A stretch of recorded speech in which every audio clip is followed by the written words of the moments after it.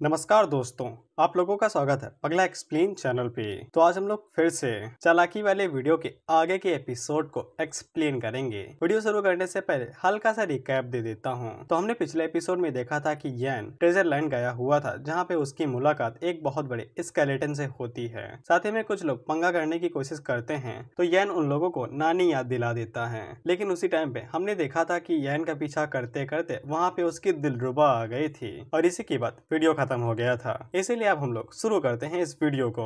Episode की शुरुआत में जब यैन उस स्केलेटन के पास पहुंचता है, तब उसे पता चलता है कि वहां पे पहले से भी और लोग थे और ये पूरा स्केलेटन कोई मॉन्स्टर नहीं था। असल में ये पूरा एक ट्रेजर लैंड था, जिसके अंदर कई सारे अलग अलग तरह के ट्रेजर थे। वहीं पे जब एक कल्टीवेटर किसी ट्रेजर को लेने के लिए जाता है, तब कोई उसके ऊपर पीछे से हमला कर देता है। इसके बाद वहाँ पे अलग ही भसड़ मर जाती है और खजाने को लेने के लिए लोग एक दूसरे को पेलना शुरू कर देते हैं। मियाओ यैन से कहता है कि भैया हम लोगों का दूरे रह चाहिए, नहीं तो हम लोग भी इस भसड़ में घसीट लिए जाए। यान उससे कहता है कि आइडिया तो अच्छा है और वो अपने मन के अंदर सोचता है कि जब तक मैं दूरी बना के रखता हूँ तब तक सेफ रहूंगा। लेकिन उसी टाइम पे मियाओ को मैप में पता चलता है कि इस पूरे ट्रेजर लैंड के नीचे भी एक कमरा है, जहाँ पे कोई खतरनाक चीज है जिसके अंदर से ही इमॉर्टल एनर्जी निकल रही थी। यान अपने मन के अंदर सोचता है कि उसे जब ये भसड़ खत्म हो जाएगी तब उस जगह को जाके चेक करना चाहिए। लेकिन उसी टाइम पे यैन को सुनाई देता है कि सारी भसड़ खत्म हो गई है और जब यैन वहाँ पे जाके चेक करता है, तब वो देखता है कि 3 कल्टीवेटर्स थे जिन्होंने अकेले ही वहाँ पे जितने बाकी लोग थे उन सभी को मार डाला था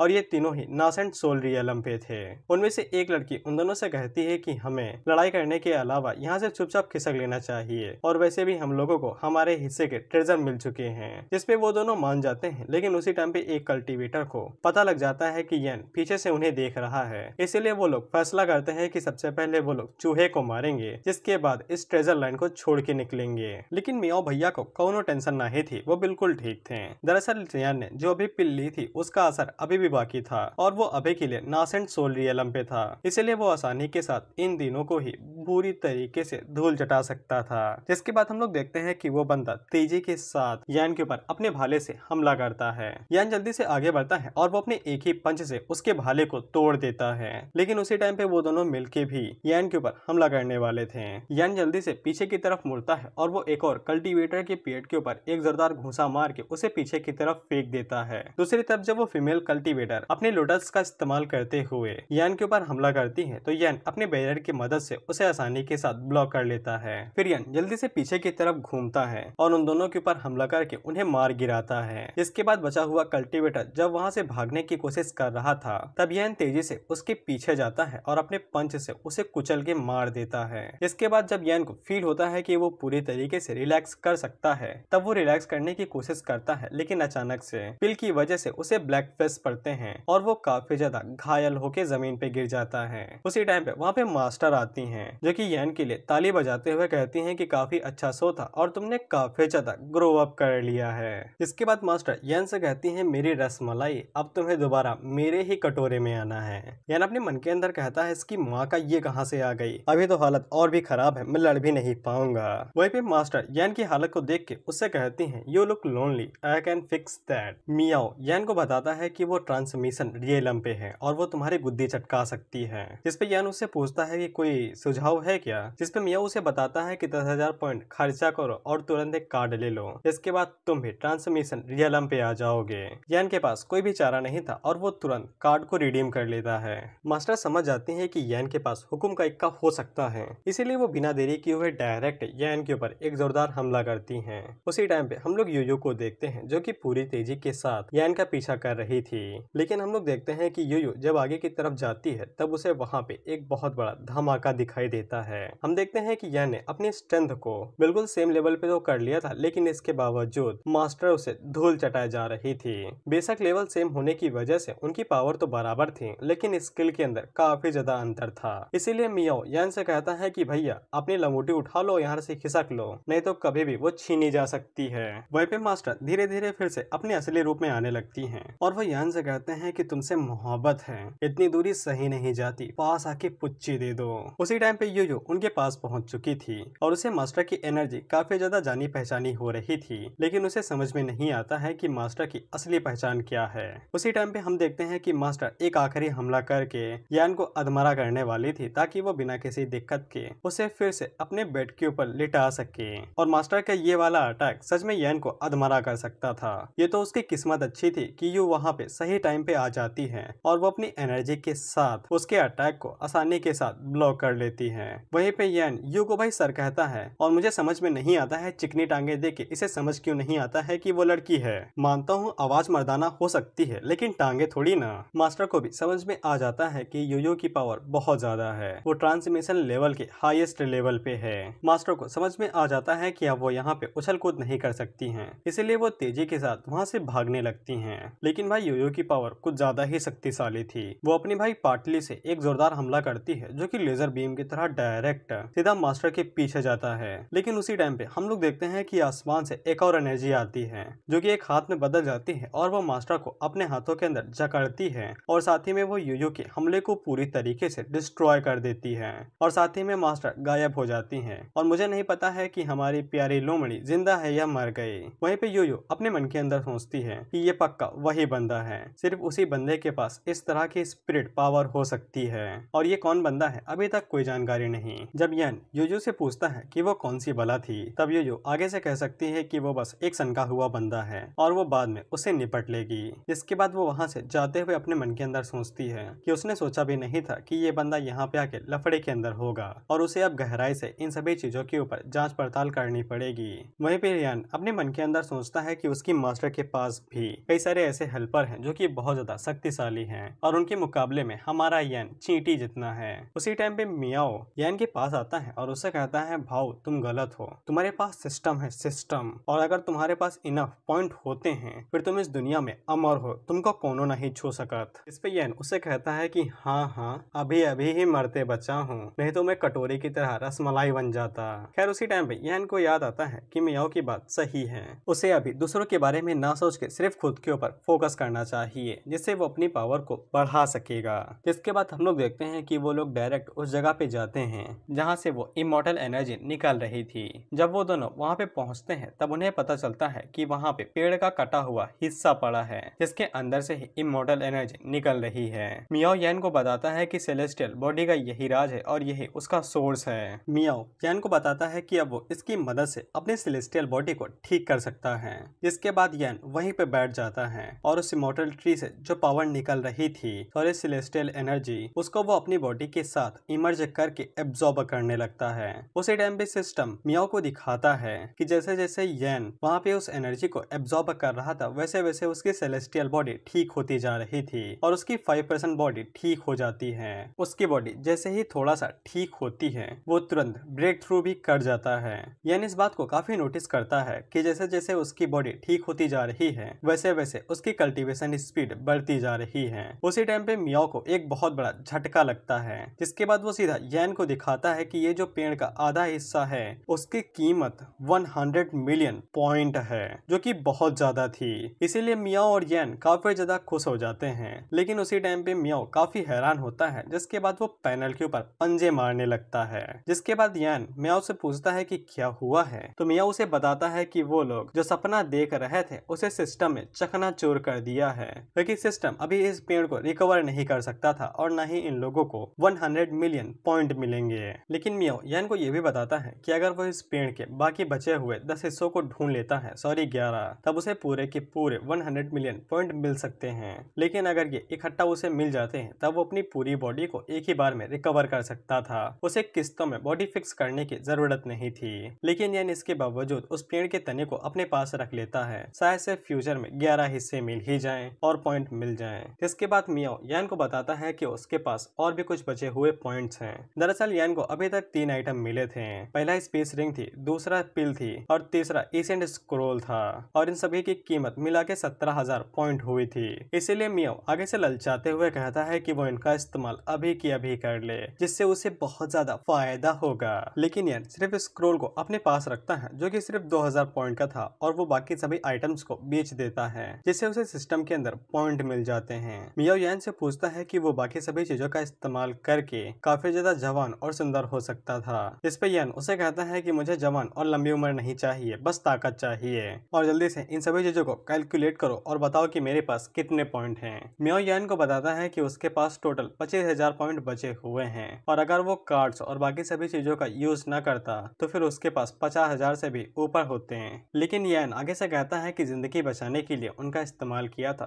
थोड़ी सी तो इज्जत कर लो। इसके बाद यान मियाओ से कहता है कि 20,000 पॉइंट्स को लेवल अप के ऊपर लगा दो और बाकी बचे जितने भी पॉइंट है उन सभी को सेव करके रख लो, शायद से आगे काम दे सकते हैं। मियाओ जैसे ही 20,000 पॉइंट्स को लेवल अप के ऊपर लगाता है वैसे ही यान फिर से ब्रेक थ्रू कर जाता है और वो गोल्डन कोर की 3rd स्टेज पे आ चुका था। इस बात से यान काफी ज्यादा खुश होता है कि वो धीरे धीरे प्रोग्रेस तो कर ही रहा है, लेकिन उसी टाइम पे जो ट्रेजर लैंड था वो गिरने लगता है। इसीलिए यान मियाओ को पकड़ता है और फ्लाइंग शॉट के ऊपर बैठ के उस ट्रेजर लैंड से बाहर की तरफ निकल जाता है। और क्योंकि यान पहली बार फ्लाइंग शॉट को चला रहा था तब वो काफी ज्यादा खुश हो रहा था। जिसके बाद मियाओ यान से पूछता है कि वो लोग जा कहाँ पे रहे हैं, तो फिर यान उसे बताता है कि वो लोग एल्डरली और टोंग के पास जा रहे हैं क्योंकि जो हर्ब उन्हें चाहिए थी वो उन्हें मिल चुकी हैं। जिसके बाद हम लोग देखते हैं कि एल्डरली और टोंग दोनों बाहर के एरिया में यान का इंतजार कर रहे थे और जब यान उन लोगों के पास पहुंचता है तब टोंग को काफी ज्यादा चिंता हो रही थी। लेकिन यान उसे कहता है कि कोई भी दिक्कत नहीं है, सब कुछ ठीक है और उसे जितने भी हर्ब चाहिए थे वो सभी भी मिल चुकी हैं। इसके बाद एल्डरली यान से कहता है कि हम लोगों को कैपिटल ऑफ यान कंट्री जाना पड़ेगा, वहीं पे हम लोग टोंग का इलाज कर सकते हैं और ऊपर से वहाँ पे कई सारे मेडिकल फील्ड भी हैं और वो पूरा कैपिटल मेडिकल वाली चीजों के लिए ही जाना चाहता है। उसी टाइम पे मियाओ के पास सिस्टम की तरफ से एक नया टास्क आता है और वो यान को बताता है कि उसे कैपिटल ऑफ यान कंट्री के अंदर एक फेमस डॉक्टर बनना है और वो ऐसे ही इस टास्क को पूरा कर सकता है और उसे अनक्योरेबल ग्रीडी स्प्रिट डिसीज को ठीक करके ही फेमस डॉक्टर बनना है। इस पे यान कहता है कि ये कौन सी बड़ी बात है, ये तो चुटकियों में हो जाएगा और वो इस टास्क को एक्सेप्ट कर लेता है। जिसके बाद एल्डरली वहाँ पे अपनी स्पिरिचुअल पावर का इस्तेमाल करके एक शिप को बनाते हैं और वो चारों उसी के ऊपर बैठ के 2 घंटे के अंदर ही कैपिटल के अंदर पहुंच जाते हैं। मियाओ जैसे ही कैपिटल के अंदर आता है तो सिस्टम उसे बता देता है कि कैपिटल के अंदर जो इमोर्टल मेडिकल हाउस है उसके नीचे एक चेम्बर है जहाँ पे उस पेड़ के बाकी हिस्से रखे हुए हैं। मियाओ जल्दी से ये बात यान को बताता है तो यान कहता है कि हम लोग वहीं तो जाने वाले हैं, मौका खुद चल के हमारे पास आया है। और साथ ही में यान को उसी टाइम पे ये भी पता चलता है कि एल्डरली इमोर्टल मेडिकल हाउस के तीसरे एल्डर हैं। एल्डरली इस बात के लिए यान से माफी भी मांगते हैं लेकिन ये कोई बड़ी बात नहीं थी।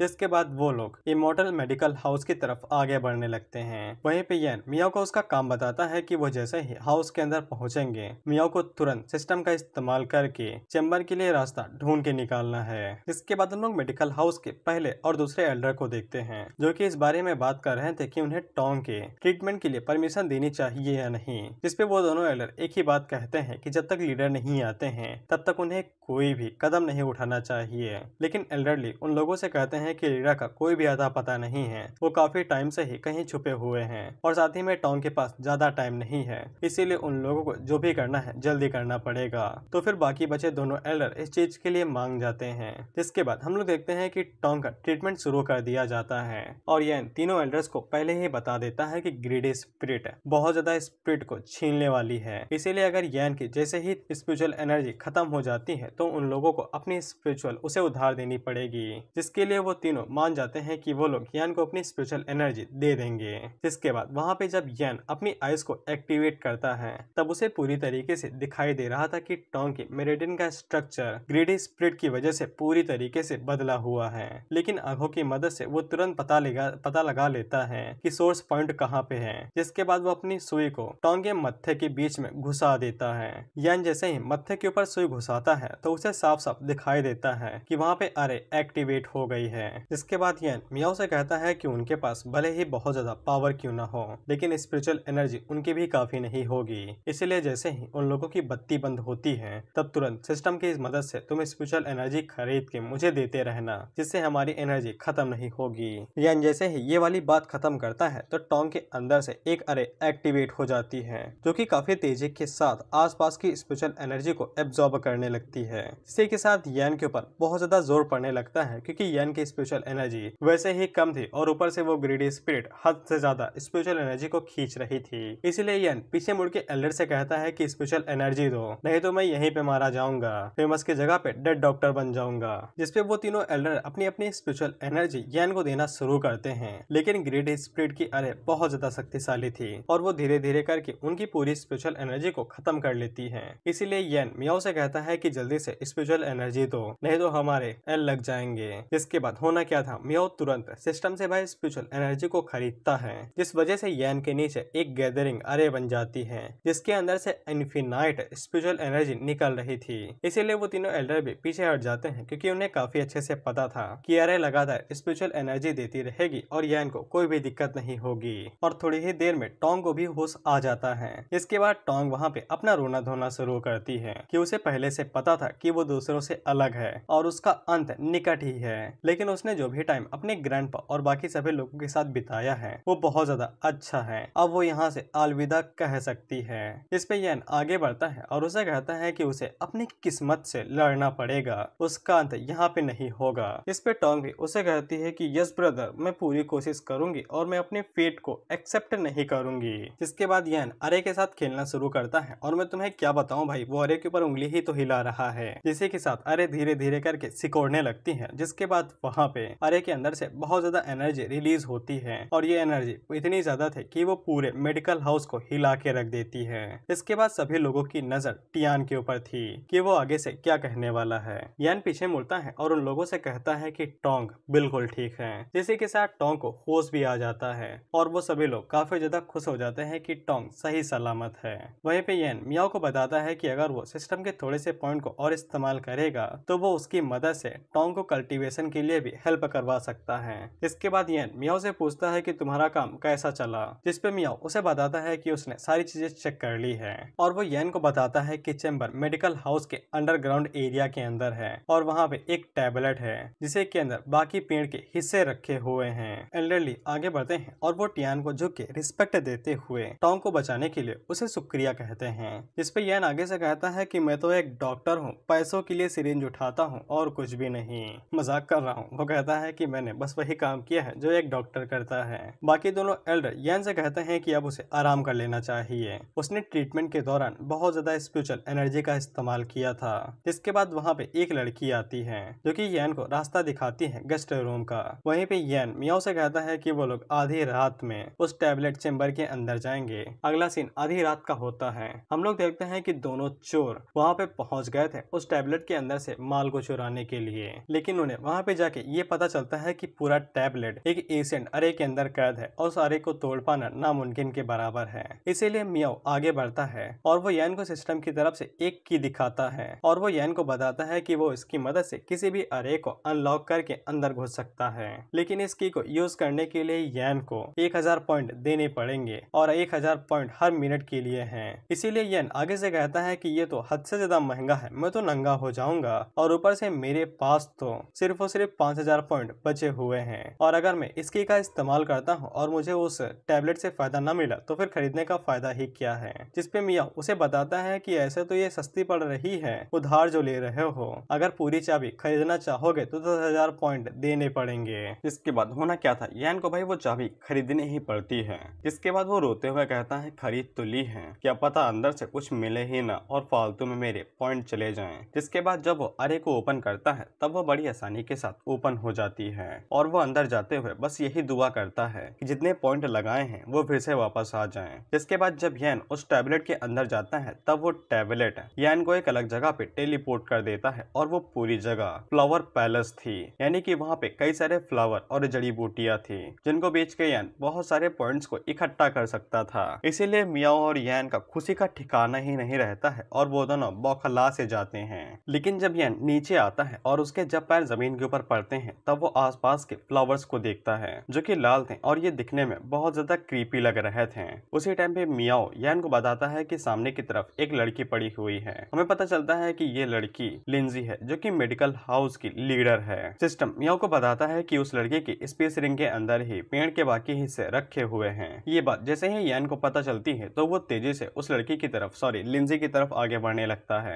लिंजी को भी पता चल जाता है कि कोई उसकी तरफ आ रहा है, इसलिए वो जल्दी से खड़ी होकर यान को कहती है कि यहाँ पे मत आओ, हिलना नहीं। लेकिन यान तब तक बढ़ चुका था और वो डायरेक्ट लिंजी के पास पहुंच जाता है और वो जैसे ही वहां पे पहुंचता है तब अचानक से एक अरे एक्टिवेट हो जाती है। मियाओ यान को बताता है कि ये जितने भी फ्लावर हैं सभी जहरीले हैं और जैसे ही तुम इनके अंदर एंटर होगे तब अरे एक्टिवेट हो जाएगी। उसी टाइम पे लिंजी आगे बढ़ती है और वो सीधा यान को पकड़ के उसे नीचे गिरा देती है और उसी के ऊपर बैठ जाती है और उससे कहती है कि हिलना नहीं। मियाओ यान को बताता है कि ये सभी फूल जहरीले हैं और वो जैसे ही यहाँ पे कोई भी हरकत करेगा तो हवा के जरिए जितना भी पॉइजन है वो उसकी ब्लड के अंदर चला जाएगा। यान चिल्लाते हुए कहता है, भड़वे पहले क्यों नहीं बताया। मियाओ बताता है कि उसके पास मौका था, लेकिन वो जैसे ही वेनम अरे के अंदर घुसा था उसने उस मौके को गवा दिया। जिसके बाद लिंजी आगे बढ़ती है और वो सीधा यान को भाई पकड़ती है और उसे किस कर लेती है। जिसके बाद आगे क्या हो रहा है ये बताने की जरूरत मुझे तो नहीं है।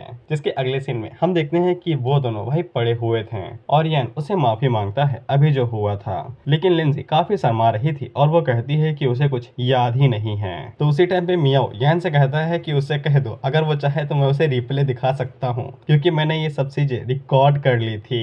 जिसपे यान उसके ऊपर चिल्लाते हुए कहता है, साले झांकना बंद कर, ये सभी चीजें तेरे ऊपर शोभा नहीं देती है। और मैं इस बात की गारंटी लेता हूँ कि मियाओ ब्लैक मार्केट के अंदर यान की वीडियोस बेचता है पॉइंट के लिए। खैर मियाओ यान को बताता है कि वो लोग वेनम अरे के अंदर हैं, इसीलिए अगर यान को यहाँ से बाहर निकलना है तो फिर उसे अरे की फाउंडेशन को डिस्ट्रॉय करना पड़ेगा और वो पहले ही गोल्डन कोर रियलम पे है तो वो आसानी के साथ फाउंडेशन को डिस्ट्रॉय कर सकता है। जिसके बाद यान लिंजी से कहता है कि अगर वो लोग यहाँ पे इसी तरह से पड़े रहेंगे तो धीरे धीरे करके मारे जाएंगे। अगर उन्हें यहाँ से बाहर निकलना है तो फिर अरे की फाउंडेशन को डिस्ट्रॉय करना पड़ेगा। लेकिन लिंजी आगे से मना करती है। पहली बात तो वो लोग हिल नहीं सकते हैं और दूसरी बात उन्हें पता भी नहीं है कि अरे की फाउंडेशन कहाँ पे है। लेकिन यान उसे बताता है कि उसे अरे के बारे में काफी कुछ पता है और उसे ये भी पता है कि फाउंडेशन कहाँ पे है। लेकिन लिंजी को ऐसा लगता है कि यान ये सब कुछ जानबूझ के कर रहा है क्योंकि अगर वो लोग हिलेंगे तो पॉइजन फिर से उनकी बॉडी के अंदर जाएगा और पॉइजन को निकालने के लिए उन्हें फिर से धूम मचानी पड़ेगी।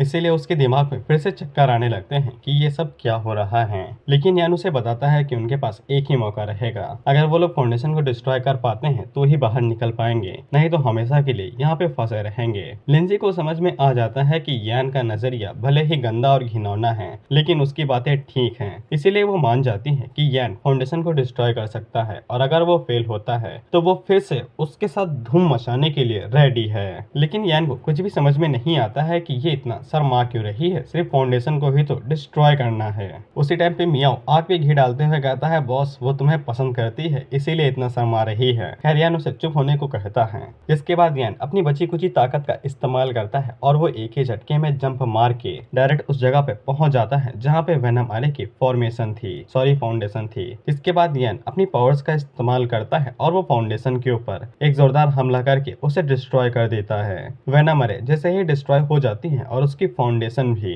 तो तुरंत ही सब कुछ ठीक हो जाता है और लिंजी हिलने लगती है। जिसके बाद लिंजी जब यान की तरफ देखती है तब वो उसको देखते हुए शर्माने लगती है। वहीं पे यान भागते हुए उसके पास आता है और उससे पूछता है कि तुम्हारा नाम क्या है, जिसपे लिंजी उसे अपने बारे में बताती है और अपना नाम भी। जिसके बाद यान भी अपने आप को इंट्रोड्यूस करता है। वहीं पे मियाओ यान से कहता है कि तुम उनसे डायरेक्ट वो सभी पीसेस मांग क्यों नहीं लेते हो, लेकिन यान उसे चुप होने को कहता है। वो दोनों आगे बात कर पाते कि इससे पहले ही वो पूरी जगह हिलने लगती है। दरअसल वो पूरी जगह डिस्ट्रॉय होने लगी थी। अब वो जगह पे जितने भी प्लांट और हर्ब थे वो सभी भी डिस्ट्रॉय हो रहे थे। इसलिए मियाओ को आंसू आ जाते हैं और वो कहता है कि सारी मेहनत चली गई, हमें पहले ही इन सभी को रिकवर कर लेना चाहिए था। लेकिन यान को ये सभी दुख का अंदाजा पहले से ही था, इसलिए वो वहां से बाहर निकलने के बारे में सोचता है। जिसके बाद वो पीछे मुड़ के लिंजी से कहता है कि ये जगह डिस्ट्रॉय हो रही है, इसीलिए हमें तुरंत यहाँ से निकलना पड़ेगा। जिसके बाद वो अपना हाथ लिंजी की तरफ करता है। लिंजी अपने मन के अंदर सोचती है कि ये आदमी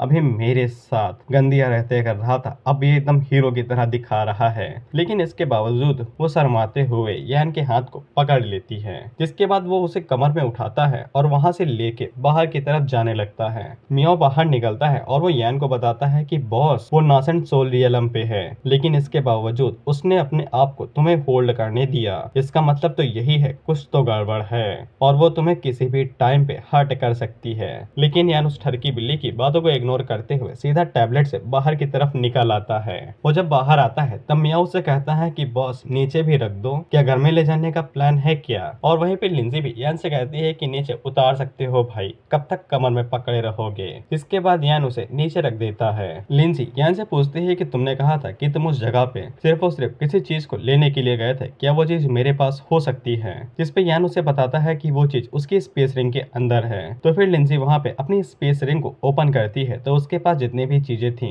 वो सभी यान को दिखाई देती हैं। यान को उन सभी चीजों में से किसी चीज के ऊपर शक होता है तो वो उसे छूने के लिए जाता है, लेकिन उसी टाइम पे लिंजी शर्माते हुए कहती है कि छूना मत।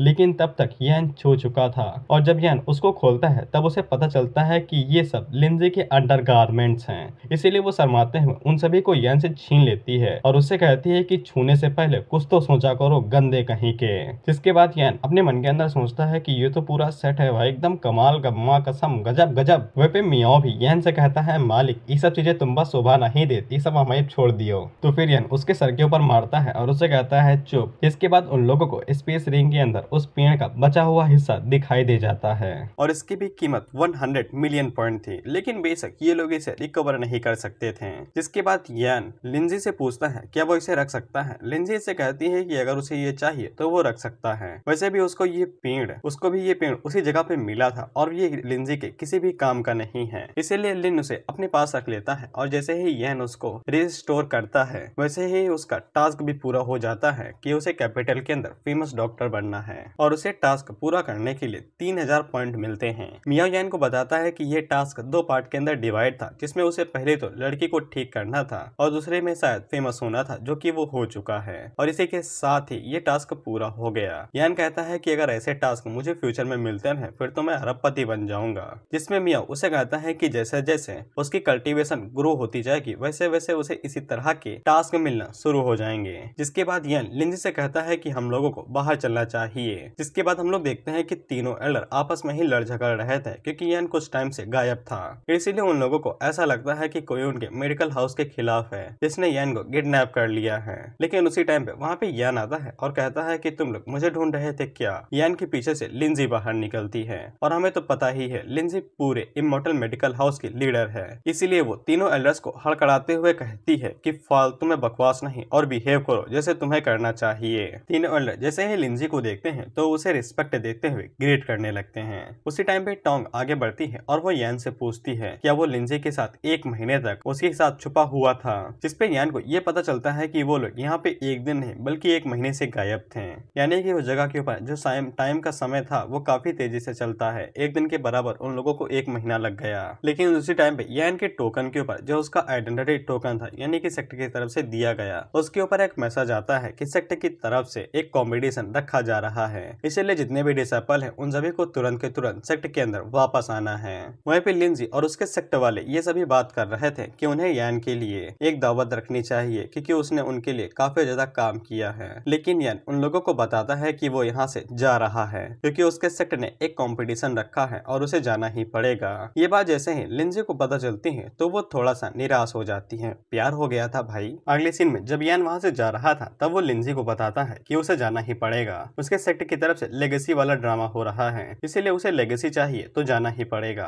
और वो जाते हुए कह के जाता है कि जब उसे जैसे ही टाइम मिलेगा तब वो दोबारा उसे मिलने के लिए आएगा, जिसके लिए लिंजी हाँ कहती है। वहीं पे तीनों एल्डर्स को पता चल जाता है कि दोनों के बीच में कुछ तो हुआ है। इसके बाद यान अपनी शॉट को मंगाता है और उड़ते हुए वहाँ से निकल जाता है। फिर हम लोग यान को देखते हैं जो कि पूरी तेजी के साथ अपने सेट की तरफ जा रहा था। साथ ही में सिस्टम उसे बताता है कि उसे जिंगलिंग सेक्टर की लेगेसी को किसी भी कीमत पे बचा के रखना है और ये पूरा टास्क 3 महीनों तक चलने वाला था। जिससे मियाओ को समझ में आ जाता है कि लेगेसी कॉन्टेस्ट काफी ज्यादा देर तक चलता रहेगा और ये इतना आसान भी नहीं होने वाला है। इसमें यान के पसीने छुड़ा दिए जाएंगे। इसके बाद हम लोग लिंगजिंग पैलेस को देखते हैं और तुम्हें तो पता ही है लिंगजिंग पैलेस के अंदर 9 सेक्टर आते हैं और उन सेक्टर के अलग अलग लीडर्स हैं। जिसके बाद हम लोग वहाँ पे डांसुन को देखते हैं जो कि अपने सभी डिसाइपल्स के साथ आई थी। जिसके बाद वो यान के सेक्टर के मास्टर मुचिन से कहती है कि उसका डिसाइपल कहाँ पे है और उसके पास यही एक मौका है जिससे वो अपने सेक्टर की लेगेसी को बचा सकता है। नहीं तो अगर उसका डिसाइपल यहाँ पे नहीं आता है तो फिर उसके सेक्टर को किसी दूसरे सेक्टर के साथ मर्ज कर दिया जाएगा।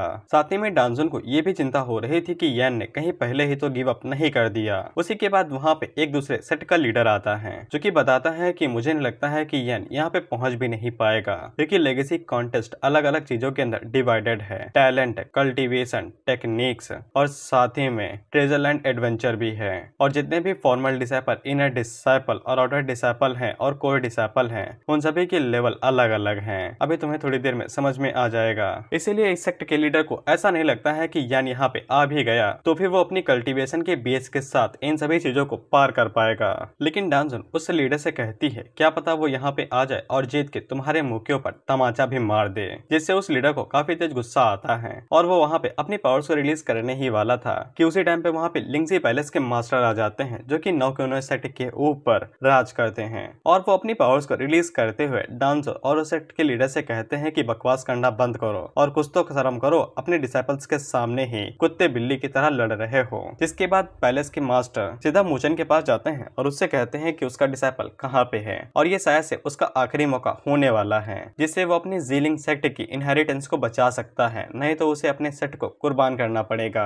वहीं पे हम लोग यान को देखते हैं जो कि पूरी ताकत के साथ तेजी की तरफ आगे बढ़ रहा था। जिसके बाद हम लोग देखते हैं कि वहाँ पे नानजोंग आ जाती है और ये एक कोर डिसाइपल है, न कि कोई सेक्ट लीडर या फिर हो भी सकती है, मानवा थोड़ी ना क्लियर रहते हैं। सभी लोग नानजोंग के बारे में ही बात कर रहे थे कि उसका टैलेंट बेमिसाल है और वो बहुत ज्यादा टैलेंटेड है और साथ ही में वो नासन सोल रियलम पे है और वो सेक्ट के अंदर एक ऐसी टेक्निक की लर्निंग कर रही है जिसका नाम हर्ब मैनुअल है। डांजुन मूचन से फिर से पूछती है कि उसका डिसाइपल कहाँ है, क्या वो पहले ही भाग गया है डर के मारे। इसके बाद हम लोग नानजोंग को देखते हैं और उसके पास बाई आती है जो कि उससे कहती है कि तुमने जिस आदमी के ऊपर फीवर किया था ऐसा लगता है कि उसने तुम्हें निराश किया है। नानजोंग बाई से पूछती है कि यूयू कहाँ पे है और वो अपने मन में सोचती है कि यूयू को यान के साथ होना चाहिए था, वो तो उसको प्रोटेक्ट कर रही थी कि यान ने पहले ही गिव अप कर दिया। जिसपे बाई उसे बताती है कि यूयू 1 महीने पहले वापस आई थी और उसने हाल ही में कुसुई सेट के साथ फाइट की थी। नानजोंग पूछती है कि कौन जीता और वो अपने मन के अंदर सोचती है कि कुसुई सेट वो उनके साथ क्यों फाइट करेगी, कहीं वो लोग यान के पीछे तो नहीं थे। बाई नानजोंग को बताती है कि उसे ज्यादा तो नहीं पता है लेकिन उसे इतना जरूर पता है कि उस दिन एल्डर सॉन्ग हुई और एल्डर जी लिंग जियान भी वहाँ पे आए थे और वो दोनों ही शक्तिशाली थे, लेकिन दोनों में से कोई भी फाइट को नहीं जीता था क्योंकि उन्हें पता ही नहीं था कि फाइट किस वजह से हो रही है। जिससे नानजोंग को ये समझ में आ जाता है कि यूयू ने फाइट यान के लिए ही की थी। इसके बाद यूयू ने यान को एक सेफ जगह पे छुपा दिया होगा, जिसके के बाद उसने कुसुई सेट के डिसाइपल के साथ फाइट की होगी, जिसके बाद वहाँ पे एल्डर्स आ गए होंगे। लेकिन नानजोंग को ये नहीं पता था कि कुसुई सेट यान के पीछे क्यों पड़ा है, शायद से उसे कोई बात छूट गई है, लेकिन उसे यान की चिंता हो रही थी क्योंकि वो अभी तक यहाँ पे आया ही नहीं था। जिसके बाद वहाँ पे कॉन्टेस्ट शुरू हो जाता है और एक एल्डर यान को बुलाने लगता है, लेकिन यान बाहर ही नहीं आ रहा था। इसी तरह से यान का नाम कई बार बुलाया जाता है लेकिन बाहर कोई भी नहीं आता है। कई सारे डिसाइपल्स को ऐसा लगता है कि यान की फट गई है और उसने पैंट में सुसु कर दिया है, इसीलिए वो अभी तक बाहर ही नहीं आया है। उसी टाइम पे हुआंग सेट का लीडर सीधा मूचन के पास आता है और उससे कहता है कि ऐसा लगता है कि हमें अब तुम्हारे सेट के साथ चेंजेस करने पड़ेंगे। इसके बाद हम लोग देखते हैं कि वो लोग आखिर में यही कहते हैं कि अगर यान यहाँ पे नहीं आता है तो ऐसा ही माना जाएगा कि उसने गिव अप कर दिया है और वो लोग यहाँ पे यान की हार को तय करने ही वाले थे कि उसी टाइम पे यान वहाँ पे तेजी के साथ आता है और एक एंट्री मारता है शो ऑफ वाली। सभी लोग ये देख के हैरान हो गए थे कि यान ने पहले ही गोल्डन कोर रियलम पे ब्रेक थ्रू कर लिया है और सबसे ज्यादा हैरान तो नानजुन होती है। वहीं पे मियाओ यान से कहता है कि बॉस हमने इस तरह की एंट्री मारी है तो इससे हमें बहुत ज्यादा फायदा होना चाहिए। लेकिन वहीं पे जितने भी डिसाइपल थे वो सभी यान को देख के गालियां देने लगते हैं कि ये अचानक से इतना शक्तिशाली कैसे हो गया। जिसके बाद वो बंदा वहाँ पे कॉन्टेस्ट को शुरू कर देता है, लेकिन यान उसको रोकता है और उसे कहता है कि अपन देरी से आया है, इसीलिए क्या तुम मुझे दोबारा बता सकते हो कि यहाँ के नियम क्या है और सभी चीजें कैसे चलेंगी। जिसपे वो बंदा यान से कहता है कि तुम बेवकूफ हो क्या, जितने भी कॉन्टेस्ट के नियम और अधिकार हैं वो सभी शुरुआत से ही डिसाइपल्स के आइडेंटिटी टोकन के अंदर भेज दिए जाते हैं और तुम अंधे हो तो इसमें मेरी गलती थोड़ी ना है। जिसपे यान कहता है कि मुझे तो पता ही नहीं था। जिसके बाद जब यान अपने टोकन को चेक करता है तब उसे पता चलता है कि टोकन के ऊपर एक छोटा सा बटन है और उसको दबाने के बाद ही उसे कॉन्टेस्ट के सभी नियम्स के बारे में पता चलेगा। इसके बाद जब यान उस बटन को दबाता है तब उसे कॉन्टेस्ट के नियम के बारे में पता चलता है। यान को पता चलता है कि कॉन्टेस्ट का पहला टेस्ट डिसाइपल की कल्टीवेशन, टैलेंट और टेक्निक्स के ऊपर सेक्ट को जज किया जाएगा और इसके अंदर 9 पार्ट्स होंगे, यानी कि 9th रैंक होंगे, जिनमें से 9वीं रैंक सबसे ज्यादा लोएस्ट होगी और पहली रैंक सबसे ज्यादा हाईएस्ट होगी। और यहाँ पे नानजोंग की फर्स्ट रैंक आई थी उसकी कल्टीवेशन नासेंट सोल रियलम पे है, उसका टैलेंट अपर लेवल पे है, उसकी टेक्निक हर्ब मैनुअल है। इसके बाद कॉन्टेस्ट के अंदर दूसरे पास्ट के अंदर डिसेबल एक दूसरे के सेट के खिलाफ लड़ाई करेंगे और ये लड़ाई सीधा उसी टाइम पे होगी जब वो लोग ट्रेजर लैंड के अंदर एडवेंचर कर रहे होंगे, यानी कि खजाना ढूंढते ढूंढते उन्हें डिसेबल्स को टपकाना भी है। और साथ ही में वहाँ पे टेस्ट को पास करने की रिक्वायरमेंट्स भी अलग थी, यानी कि फॉर्मल डिसेबल को भाई यानी 3 से भाई 1 के बीच में रैंक लानी पड़ेगी, कोर डिसेबल को 3 से 6 के बीच में, इनर डिसेबल को 6 से 9 के बीच में लानी पड़ेगी और वहीं पे आउटर डिसेबल जो होंगे वो लोग अगर 9th रैंक ले आते हैं तो भी उन्हें पास ही माना जाएगा। और वहीं पे यान को 3 से ऊपर ही रैंक लेके आनी थी क्योंकि वो एक कोर डिसेबल या फिर फॉर्मल डिसेबल था, मैं भूल गया हूँ। यान अपने मन के अंदर सोचता है कि मैं भले ही फॉर्मल डिसेबल जितना शक्तिशाली तो नहीं हूँ, लेकिन मैंने सेलेस्टियल बॉडी फोर्जिंग आर्ट वो ज्यादा कमाल की है, इसकी मदद से मैं पक्का तीसरी या फिर उससे ऊपर की तो रैंक ले ही आऊंगा। इसके बाद जब यान वहां पे जाके अपनी रैंक को चेक करता है तब उसकी रैंक सेकंड आती है और यान हमारा फॉर्मल डिसेबल है। वो सभी लोग देख के हैरान हो जाते हैं कि यान सेकंड रैंक कैसे ला सकता है, क्योंकि यान की कल्टीवेशन बहुत ज्यादा कम है और उसके पास टैलेंट और टेक्निक भी तो ना के बराबर है। नानजोंग हमें ये बात समझाती है कि यान की जो कल्टीवेशन है वो गोल्डन कोल रियलम पे है, उसके हिसाब से उसकी रैंक 4th पे आनी चाहिए, लेकिन उसके पास जो टैलेंट है और जो टेक्निक है यानी सेलेस्टियल बॉडी फॉर्जिंग आर्ट, उसकी मदद से वो फर्स्ट रैंक पे आ सकता था, इसीलिए उसे सेकंड रैंक दी गई है। वहीं पे बाई नानजोंग से कहती है कि उसने तुम्हें निराश नहीं किया, उसने 2 महीनों के अंदर गोल्डन कोर रियलम पे ब्रेक थ्रू कर लिया, लेकिन तुम्हें लेगेसी कॉन्टेस्ट के डिफिकल्टी के बारे में नहीं भूलना चाहिए। अच्छो का यहाँ पे पसीना छूट जाता है, जिसपे नानजोंग आगे से बस इतना ही कहती है क्या पता दोबारा कोई चमत्कार हो जाए। इसके बाद हम लोग डांजन को देखते हैं जो कि कहती है कि उसने अपने वादे को पूरा किया, वो 1 साल के अंदर ही गोल्डन कोर रियलम पे आ गया। इसके बाद हम लोग उसी लीडर को देखते हैं जो कि आगे से कहता है कि मैं ही वो बंदा हूँ सिर्फ उसकी टेक्निक के ऊपर नोटिस कर रहा है। इसके बाद हम लोग एक और सेट के लीडर को देखते हैं जो कि आगे से कहता है कि यहाँ पे एक और डिसेबल है जो कि लिंगजियन सेक्ट की लेगेसी को दोबारा मास्टर करने वाला है, यानी कि इन लोगों को पता लग गया था कि यान के पास भी सेलेस्टियल बॉडी फोर्जिंग आर्ट है। जिसके बाद हम लोग देखते हैं कि वहाँ पे कुसुई सेट के लीडर आती हैं जो कि आगे से कहती हैं कि ऐसा लगता है कि यहाँ पे फिर से कोई एक बंदा आ गया है जो कि लिंगजियन सेट की लेगेसी को दोबारा कंटिन्यू कर सकता है और उसे आगे बढ़ा सकता है, और इन लीडर का नाम है लिंगजियान। लेकिन डानजुन लिंगजियान की बेइज्जती करते हुए कहती है कि सिर्फ बेवकूफ बच्चों को ही ऐसा लगता है कि उनके गोल्डन कोर रियलम के डिसेबल इस सेट को फॉलो कर पाएंगे। वहीं पे वो दूसरा एल्डर डानजुन से कहता है कि उसे कम से कम दूसरे सेट के लीडर की इज्जत तो करनी चाहिए। जिसके बाद वो लोग आपस में इसी तरह से लड़ने लगते हैं, लेकिन उसी टाइम पे दोबारा एक सेट का लीडर बीच में कूदता है जो कि आगे से कहता है कि हमें लड़ाई करने की जरूरत नहीं है। तो डानजुन उसकी भी बेइज्जती कर देती है ये कहते हुए कि लड़कियों की तरह दिखने वाले तुम चुप रहो, तुम्हारा कोई भी यहाँ पे काम नहीं है। जिसके बाद वो फिर से उसी एल्डर को पकड़ती है और उसकी बेइज्जती करते हुए कहती है कि यूयू को छोड़ के तुम्हारे सेट के अंदर कोई भी अच्छा नहीं है, तुम्हें तो शर्म आनी चाहिए एक लीडर और टीचर होने के नाम पे कि तुम्हारे सेट के अंदर यूयू के अलावा और कोई भी शक्तिशाली नहीं है, सब के सब गोल्डन कोर रियलम से नीचे के हैं। जिससे के बाद वहाँ पे फिर से एक और एल्डर आता है जिसको हमने पहले भी देखा था और वो डांजुन से कहता है कि तुम बहुत ज्यादा बोल रही हो, क्या तुम बेइज्जती करना बंद करोगी। लेकिन डांजुन उसको भी धो देती है ये कहते हुए कि तुम सस्ते पिल मेकर हो, जाके सस्ते पिल बनाओ। जिसके बाद उसने उन तीनों को भाई बुरी तरीके से डिप्रेशन में डाल दिया था और वो आगे से हंसते हुए कहती है कि मुझे से रोस्टर से भिड़ोगे तो यही हाल होगा। लेकिन इसी के बाद तीनों लीडर्स को गुस्सा आता है और वो अपने अपने वेपन निकाल के फाइट करने ही वाले थे कि उसी टाइम पे वहाँ पे पैलेस के मास्टर आते हैं जो कि सभी के ऊपर चिल्लाते हुए कहते हैं कुछ तो शर्म करो, अपने ही डिसेबल के सामने कुत्तों बिल्ली की तरह लड़ रहे हो। वो सभी लीडर अपने मन के अंदर सोचते हैं कि आजकल पैलेस मास्टर को बहुत ज्यादा गुस्सा आ रहा है, लगता है कि बीवी से लड़ाई हुई है। इसके बाद वहाँ पे टेस्ट का पहला पार्ट तो पूरा हो जाता है। इसके बाद सेकंड पार्ट कल पूरा होगा और सभी सेट के और उनके डिसेबल्स को यहाँ पे कल बुलाया जाएगा। इसके बाद नानजोंग यान के पास जाती है और उसे बधाई देती है कि वो गोल्डन कोर रियलम पे आ चुका है और वो साथ ही में यान को आगाह करती है कि सेकंड पार्ट ही सबसे ज्यादा खतरनाक होने वाला है और वो इसीलिए यान को ऑफर देती है कि अगर वो चाहे तो वो लोग एक साथ मिलकर टेस्ट को पास कर सकते हैं। जिसपे मियाओ यान से कहता है कि वो शक्तिशाली है, अगर वो लोग उसके साथ टीम अप कर लेते हैं तो यान आसानी के साथ जीत सकता है। यान को भी ऐसा ही लगता है कि अगर वो नानजोंग के साथ टीम अप करता है तो वो आसानी के साथ ही इस टेस्ट को पास कर जाएगा और उसे मेहनत भी नहीं करनी पड़ेगी और ना ही उसकी जान का खतरा रहेगा। लेकिन वो दोनों आपस में बात कर ही रहे थे कि उसी टाइम पे वहाँ पे बाई आती है जो कि यान से कहती है कि उसने यान के बारे में सुन रखा था कि यान बहुत ज्यादा शक्तिशाली है और वो कमाल का है और शायद से उसके र्यूमर्स बहुत ज्यादा ठीक भी हैं। इसके बाद भाई अपने बारे में यान को बताती है और यान अपने आप को इंट्रोड्यूस करता है। जिसके बाद वहाँ पे यह अनाउंस किया जाता है कि फॉर्मर डिसाइपल कल आके फाइट करेंगे, जिनको वैली के अंदर भेज दिया जाएगा और वो लोग वहीं से सीक्रेट लैंड के अंदर जाएंगे।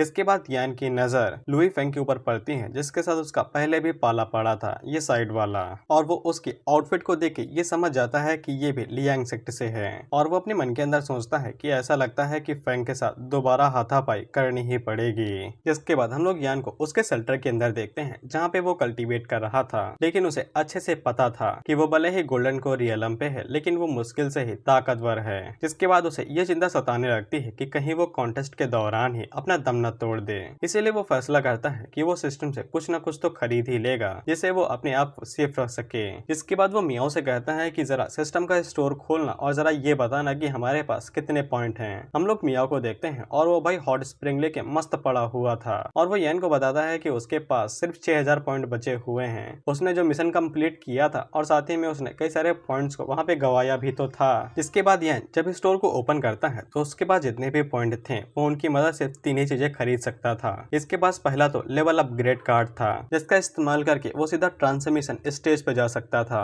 लेकिन ये पूरा एक कार्ड 10,000 का था, और वो इसे अगर किस्तों में यानी कि किस्त पे इस्तेमाल करेगा तो पर मिनट के लिए उसे 1000 पॉइंट देने पड़ेंगे। इसके बाद दूसरा आइटम रिप्लेसमेंट कार्ड था, जिसकी मदद से यान एक बार अगर मर भी जाता है तो वो जिंदा हो जाएगा, और ये 3000 पॉइंट का था। जिसके बाद आखिरी में था लाइट शटल, और ये भी 3000 का था, लेकिन पर मिनट के लिए, और यान इसका इस्तेमाल करके 3 लोगों को एक स्पेस के अंदर डाल सकता था। यान अपने मन के अंदर सोचता है कि वो इन तीनों का ही इस्तेमाल कर सकता है, क्योंकि उसके पास इनफ पॉइंट है। अगर वो अपग्रेड कार और लाइट शटल का 1-1 मिनट के लिए इस्तेमाल करता है तो वो दोनों को यूज कर सकता है। इसके बाद यान वहाँ पे रिप्लेसमेंट चार्म को सबसे पहले खरीद लेता है, जिससे वो अपने आप को मरने से बचा सकता है, और वो अपने मन के अंदर सोचता है कि जब बाकी दोनों चीजों की जरूरत पड़ेगी तब वो उनको खरीद लेगा। जिसके बाद हम लोग फेंग को देखते हैं, जो कि किसी बंदे के पास जाता है, और ये भी एक फॉर्मल डिसाइपल था। फेंग उसे ये बताता है कि सिहांग पैलेस को छोड़ के जितने भी डिसाइपल थे वो सभी वहाँ पे दिखाई दिए थे। वो बंदा फेंग से कहता है कि जीसीयू भी वहीं पे होगी और वो भी कॉन्टेस्ट के अंदर हिस्सा लेगी।